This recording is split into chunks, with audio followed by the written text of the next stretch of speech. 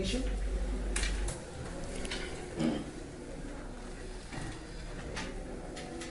And today I'm going to present about the students' behavior, how the students behave when you give them communicative activities for them to perform both the functions of the language and the forms of the language. So, I want to start with a question, and it's this. Do you know what an oral task is? Do you know the meaning of the word task? Yeah, kind of homework. So, what do you understand by the name oral task? I would say that it is more like a task in which you interact with someone. Yes, but how? But how? Orally. Okay. Orally. Yes. Okay. Welcome, please.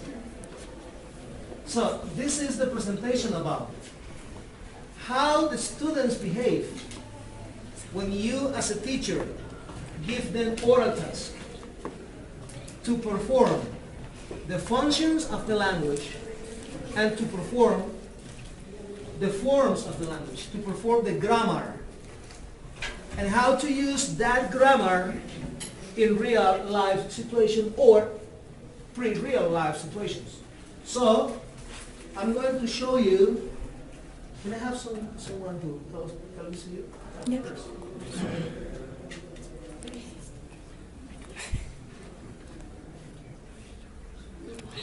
Okay, this is from Interchange, a very famous textbook.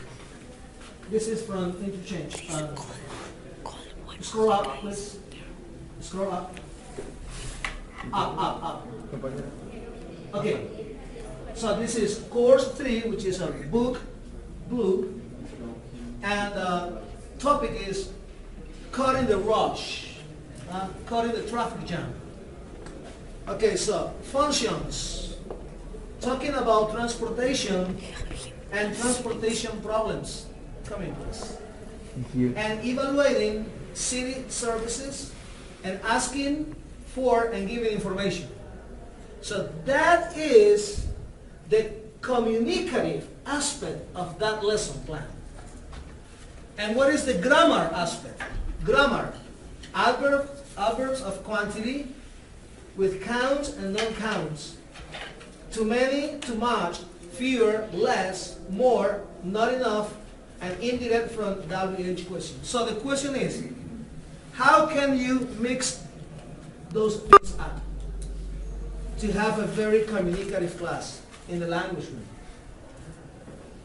How can you put those things together so the students speak English from the very moment, from the very first moment? Okay, scroll down, please. Down. Okay, down. Okay, there you have linguistic interaction activities. Talk. You see? Talk to your partners about the transportation problems in Cartagena. Talk to your partners about transportation problems in Bogota, in Cali, in Medellin, in your neighborhood. Talk. Previously, you need to explain the vocabulary and everything. Number 2, you are from a city in the inner part of the country, probably Medellin, Cali, Bogota, whatever, and you want to visit Cartagena for your vacation. Please ask your host about the city transportation problems. Number 3, you work for a survey traffic company and you need to survey 5 people about the traffic problem in the city where you live. Write your survey questions and interview your partners. You have 20 minutes. Number 4, talk to your partners and give them the solutions that should be adopted for the transportation problems in Cartagena, in Medellin, Bogota. So, when you give these oral situations to your students, you are fostering communication in the language room. The students are speaking English, and they are not parrots repeating after the teacher. They are not doing the traditional audiolingual method, repeat after me. They are not doing the traditional audiolingual method, listen to the CD and repeat. No.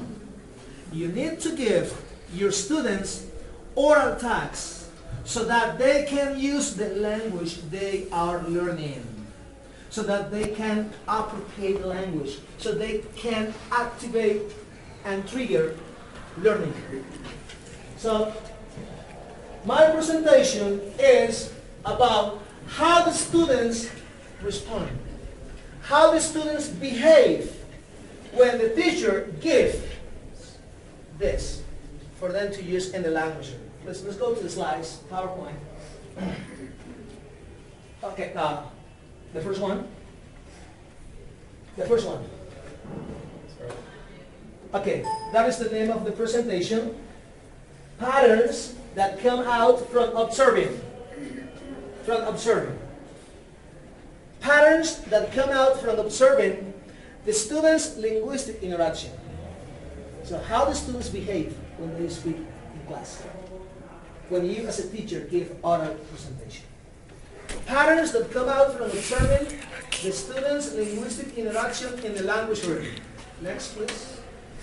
Okay, what is this? This is a research. What kind of research is this? This is a qualitative study. This is a qualitative study conducted at the university with students from the subjects.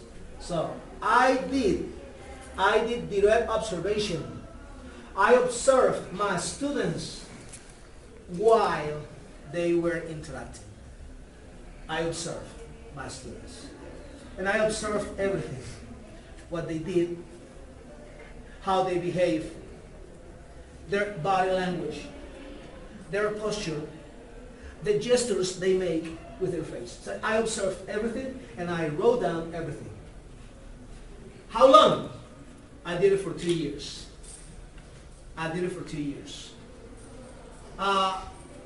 Population, course 1 and 2, beginners, and course 3, intermediate. Okay, course 1 and course 3. Okay, next. Okay, what does it describe? The student's response to what? The student's response to oral input and written input. For example, let's begin. This part of the class is course 1, and this part of the class is course 3. Okay, students, today we are going to talk about traffic problems, and the oral task is this. Okay, ustedes se van a preguntar cuáles son los problemas de tráfico en Cartagena. Oral input. Course 3, as you are a little bit more advanced, I didn't give the oral task by oral input. I gave them the paper, the printed paper, the oral task, so that they could read the information in small groups, interpret, analyze it. Okay? So, what is going to describe? It's going to describe how you behave by oral inputs and how you behave by written inputs. Okay? Do you follow me? Yeah. Okay, good. So, what? The grammar and the function. Remember, come in please. Remember that language has 2 branches. The function and the forms. Which is function, which is speaking, and forms, which is grammar. Okay. What was the means? Authentic oral tags. Remember that one of the speakers spoke about authenticity? Okay. Authenticity is very important. Okay, next please. Keywords, patterns, behavior, interaction, oral tags, language function, and language forms. Next. Theoretical framework. What is language interaction? Can I ask you, and can you please answer? What do you understand by interaction? Okay. The way you try to communicate with someone by every media you have in your resources. Very good. Somebody else? What do you understand by interaction?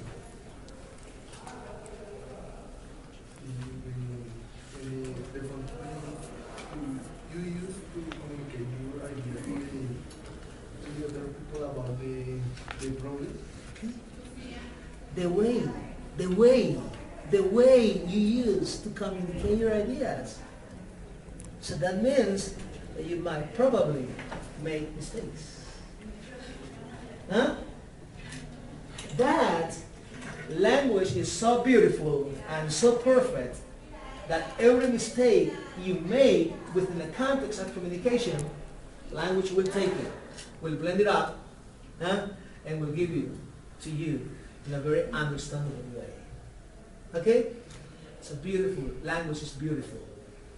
Language is beautiful. So, what is language interaction? It's one of language theory within an approach. Do you know what an approach is? Closeness? I'm sorry? Closeness? No? What is an approach? An approach. Like when you come like familiar or something? Like No, pedagogically speaking, what is an approach? It's a way in which you teach in somehow, for example. Yes. If you use The way, yeah, an approach is the way you teach. But what are the two fundamental components of an approach? The strategies that you use. Language theory and language learning. When we talk about an approach, we are talking about a language theory and a language learning. And what are the language theories we have? Structuralism, functionalism, and interaction. And what are the language learning we have? Cognitivism and behaviorists. So when we talk about an approach, okay teacher, what is your approach to language teaching? Okay, I love structuralism, that's okay. That's okay because that's valid. And teacher, what's your approach? I love functionalism, that's okay. And teacher, what's your approach? I love interaction, that's okay. There's no problem. You know what the real problem is? The real problem is that you as a teacher don't know what are the components of an approach. Otherwise, your teaching will have no direction. Huh? And you need to marry. You need to marry to one approach. What's your approach? My approach is structuralism as language theory and behaviorists as a language learning. Good. And what is your approach? My approach is functionalism as a language theory and cognitivism as a language learning. Good. And what is your approach? My approach is interaction as a language theory and cognitivism as a language learning. And there's no problem with that. The problem is that you don't know what your approach is. That is a real problem. So, interaction is one of the language theory within an approach, and it is the basis of modern language learning. Nowadays, in the 21st century, it is impossible to think about language learning with no interaction at all. If you want to be an updated language teaching, you need to marry with interaction. You need to marry to interaction. If you want to be an updated language teacher, you need to marry to interaction, in which the class is a student center. That means that the students are the stars. The teacher is not the star. The teacher is a guy. The teacher is a monitor. The teacher walks around the room, watching and giving feedback. Because feedback triggers interaction. When I give you my feedback, you give me your response. And we are triggering interaction. So if you want to be an updated English teacher, you need to marry to interaction language theory. Okay? It is, what is language interaction? It is the reaction to the student's action. For example, stand up. Please stand up. Come here. You're speaking. Blah, blah, blah, blah, blah, and I'm the teacher. And I pass.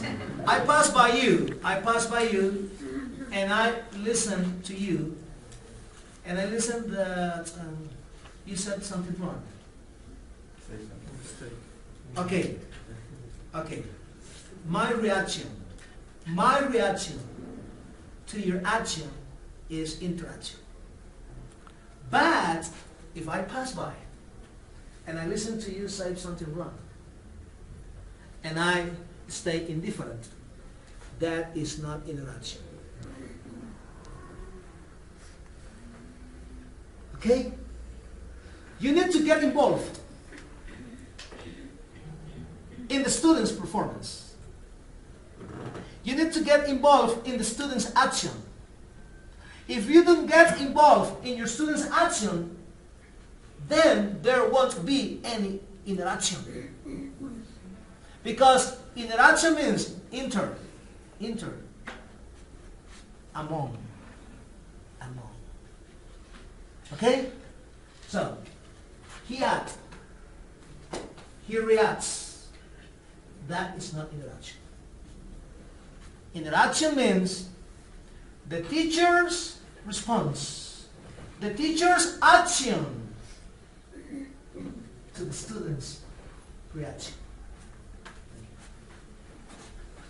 It is the means to convey the student's individual meanings. Remember that language has a social nature. What do you study English for?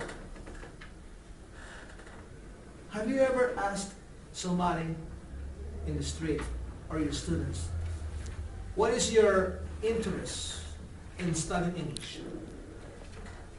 What is the answer you have gotten? To understand other cultures. To understand other culture. Another answer? To travel. To travel. Another answer? To work. To work. To understand other cultures, to travel, to work. Have you ever gotten a question like this? Because I want to know the structure. Huh? No? Okay. So, why in the world teacher focus so much on the structure? Why? If that is not the primal interest. The primal interest is to communicate. And structure is important. But it's not the most important. Remember that we have communicative competence and we have linguistic competence. What is linguistic competence? Grammar. And what is communicative competence? Speaking. And what are the exercises we are giving to the students? Fill in the blanks. What is the exercises we are giving to the students? Conjugate the verbs. What are the exercises we are giving to the students? Do the affirmative and the negative and the interrogative and the interrogative sentences. And it comes to happen that when those students experience my teaching, they cry. And they cry indeed. I see their tears. Because their brain is full of grammar. But isolated grammar. And the idea is that you take grammar on the one hand and the functions of the language on the other hand. You put everything together in a communicative task so that they can use both the forms of the language, the functions of the language, and they can speak English. And after that, they will love you forever. Believe me. So next, please. Research methodology. As I said earlier, direct observation in the language room. I observe directly for 2 years. For 2 years. While interaction was taking place. My students were speaking English and I was observing. I was watching with a checklist.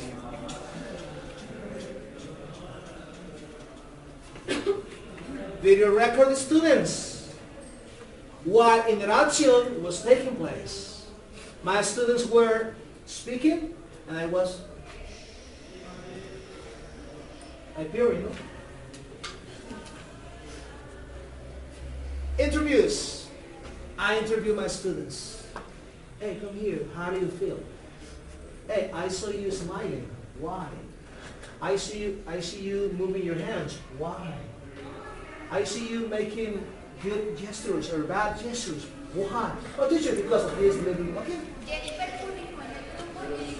Next, please.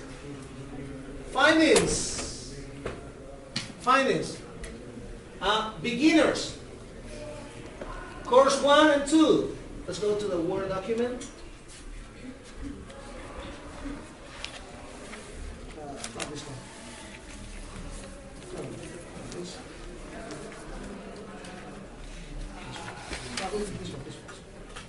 Okay, very good. I think it would be a good idea to move the blackboard. Teacher.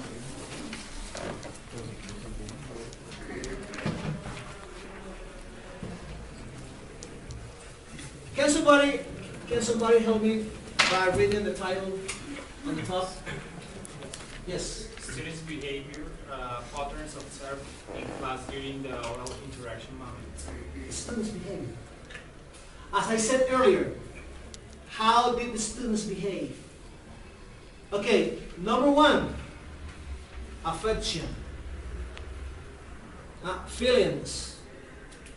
The room is always noisy because everybody is using the language. Can you imagine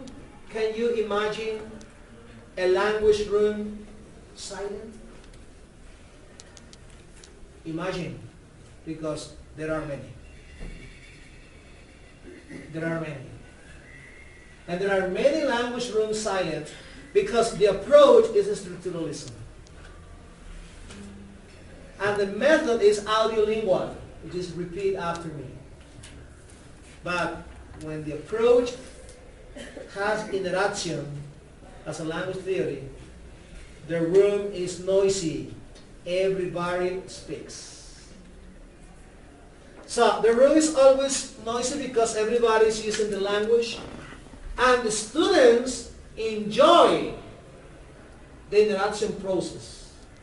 So this means that the students like to speak English. How do you feel when you speak English? Feel important or not? Huh? Huh? And you pretend you're Huh? It's very important. Because when you speak English, you speak in a very important language. So they like. Our students, believe me, our students like to speak English. So please give your students the chance to speak English. Don't think your students are parrots. Please don't ask your students to repeat after you. Use repetition drills for pronunciation.